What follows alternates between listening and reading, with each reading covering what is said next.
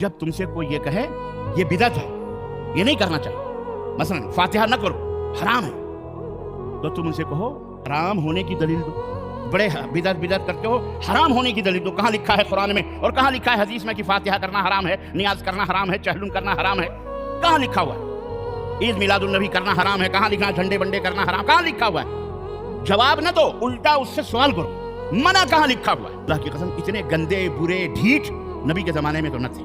وہ بیچارے جو بیٹھے تھے، بیچارے اس لیے کہہ رہا ہوں کہ ان کو صحابی رسول کے سامنے یہ جرأت نہ ہوئی کہ وہ یہ کہیں کہ عبداللہ آپ ہمیں منع تو کر رہے ہو، لیکن کہاں لکھا ہوا ہے کہ منع ہے؟ کیا اللہ کے نبی نے سبحان اللہ نہیں پڑھا، الحمدللہ نہیں پڑھا، اللہ اکبر نہیں پڑھا، تسبیح نہیں پڑھی اللہ کے نبی نے؟ کہہ سکتے تھے کہ نہیں کہہ سکتے تھے؟ وہ کہہ سکتے تھے، لیکن ان کو جرأت نہیں ہوئی۔ لیکن ان حرام خور ڈھیٹ بدماش بدعتیوں کو جو موجودہ عہد کے مفتی ملا نے بنے بیٹھے، پھٹ سے کہیں گے منع کہاں لکھا ہے؟